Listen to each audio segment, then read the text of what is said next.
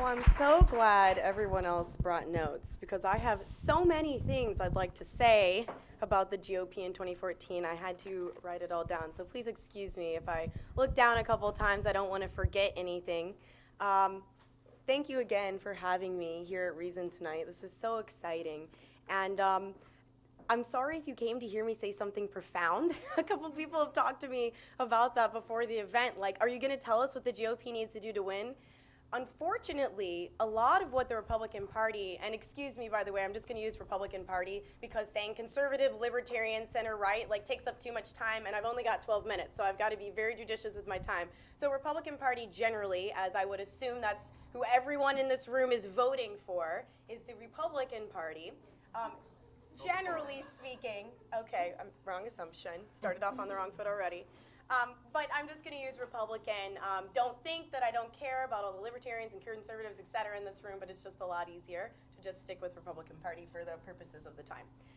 So I have a lot of things that I feel that the Republican Party should be doing, but I really do think that it's things that are very obvious, that pretty much everyone in this room and any DC columnist at any publication could tell you, and really the problem is that the party's just not doing them. It's like they don't want to win or something. And so with that, the first thing I really have isn't so much of a policy thing as it is more of a messaging thing.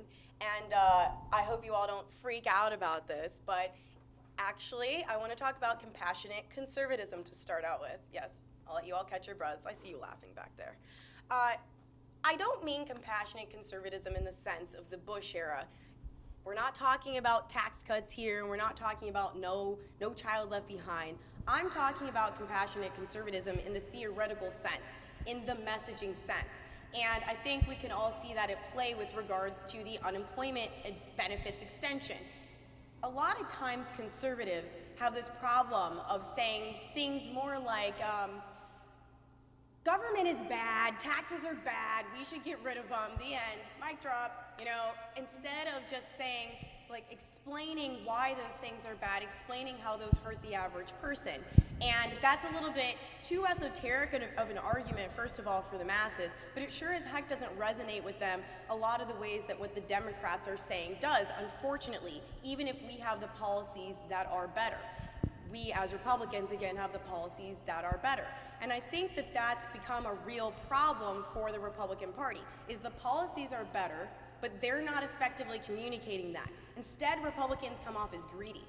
When they're not talking about government's bad, taxes are bad, they're basically saying like, this is your problem, it's not my problem, I'd like my money, please, thanks. And that, while true, is again not the sort of thing that really gets low-income people, the average American, to want to vote for you, right? Especially when Democrats are coming in there saying like, I feel sorry for you, I feel your plight, I'm going to write you a check. Would you like free housing? That's a little bit more of an argument that works with them. And that doesn't mean that conservatives or libertarians or Republicans have to give up on their values. It's just about making those more palatable to people in need, having a little bit of sympathy and oftentimes having a little bit of empathy as well. And there is a fantastic quote from actually a former Democratic rep about compassionate conservatism that I feel sums it up so well, so I just want to read it to you.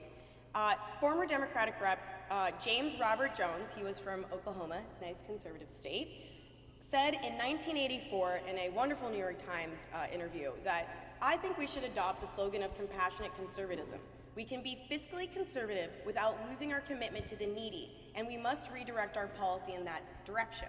And that's specifically for Republicans, what I'm talking about, is when we articulate these policies, doing a better job of seeming compassionate and feeling like we care, we understand what those people who are not in the same economic class as us are going through, again, instead of coming off as greedy. So with that in mind, why does this matter? Because the problem is, again, the Democrats have successfully pigeonholed Republicans as being greedy. Let's just look about what happened in the last election. Mitt Romney, corporate raider, greedy, he doesn't care about the average person.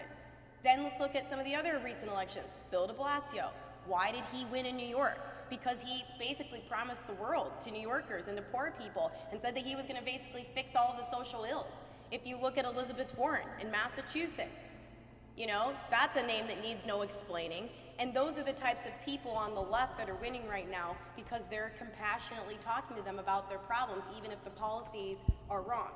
So my resolution with regards to compassionate conservatism is specifically that Republicans need to do a better job of messaging their policies through the eyes of the needy. The second thing specifically I have is healthcare reform. Now, I know that that seems really obvious. Of course that needs to be a policy focus in 2014, but really it's a little bit more inobvious when you go to the details of it. Republicans have done a great job of making Americans understand that Obamacare is bad policy, but that's not good enough. The Republican Party has done a terrible job of explaining to Americans what they would do in replacement of Obamacare.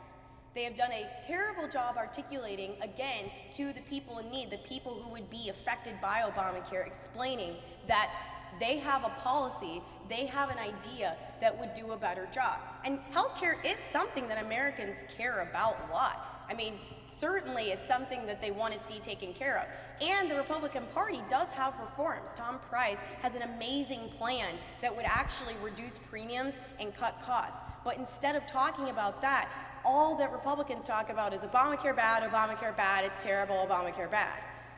And that will work on some Americans. However, it's not going to work on the Americans who know someone who has been positively affected by Obamacare.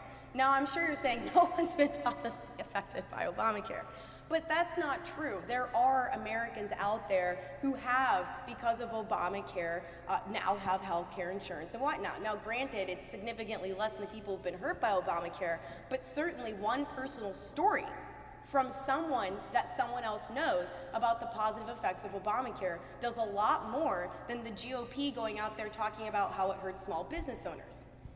That's, again, an esoteric argument that if you aren't a small business owner, is not something that you can relate as much to as to cancer patients, you know, on TV or someone that you know talking about how great Obamacare is. It's more deeply emotional and it's more personal. And again, it goes back to being compassionate towards those people and talking about it in a way that they can understand. And reforming in healthcare in America is, again, a very important issue, but let's talk about the polling for it for a second. You know, recently, if you look at Real Clear Politics, the average percentage of people who are for Obamacare is 40%. Whereas the average number of people who are against Obamacare is 55.3%, with a 15.3 spread. That's certainly a lot. However, if you look at the approval ratings for Obamacare since the law was passed, that's roughly the same as it's been the entire time.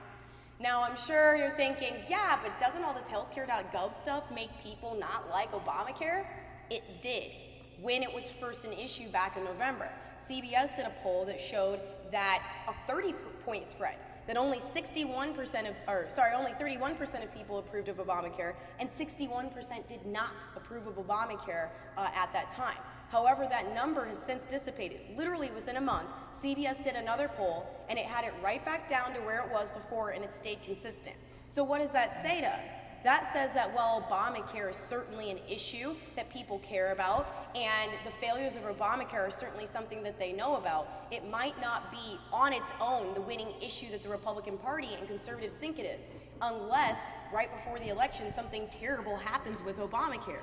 Now, we can't control that, certainly. We can't make something bad happen with Obamacare the month of the election. That would be something that would have to happen on its own. So really the only thing that Republicans can do in 2014 on that front is to do a better job of explaining what we would do instead of Obamacare, and do a better job of explaining some of the other problems with Obamacare that aren't related to something that's happening within a special span of time.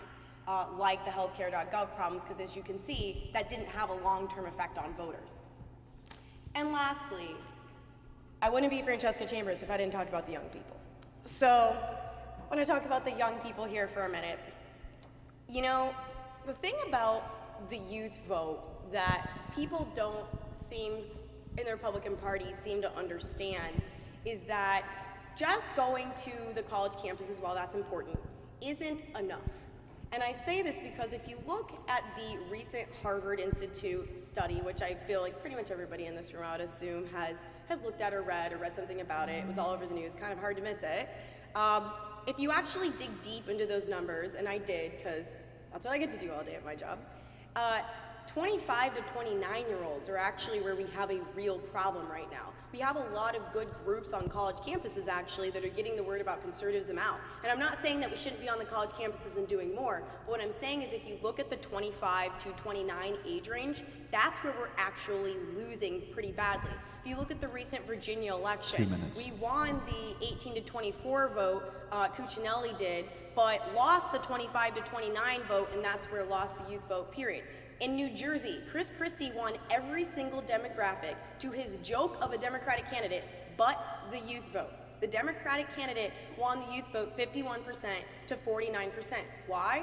Again, it was that 25 to 29 range. So the Republican Party and conservatives have to start thinking about that a little bit too, that 25 to 29 vote of how do we get them, how do we engage those people? Those are the people who are now out of college and who are now interested in politics and are now interested in voting, are starting families. They're not quite yet middle class. They're still in the youth vote area. How do we get those people? And recently, the Republican Party has hired a national youth director. The NRCC has basically made its site a little bit more like BuzzFeed, and those are all great things. However, I have not personally yet seen a huge commitment on the part of the Republican Party to actually win the youth vote. They have actually done nothing in practice substantial to try and win the youth vote. And if we won the youth vote, we would have a much better chance at winning the next presidential election. In fact, we could probably win the presidential election by winning the youth vote. So my last resolution for the Republican Party is to actually do something substantive to try and win young people, and especially that 25 to 29 range.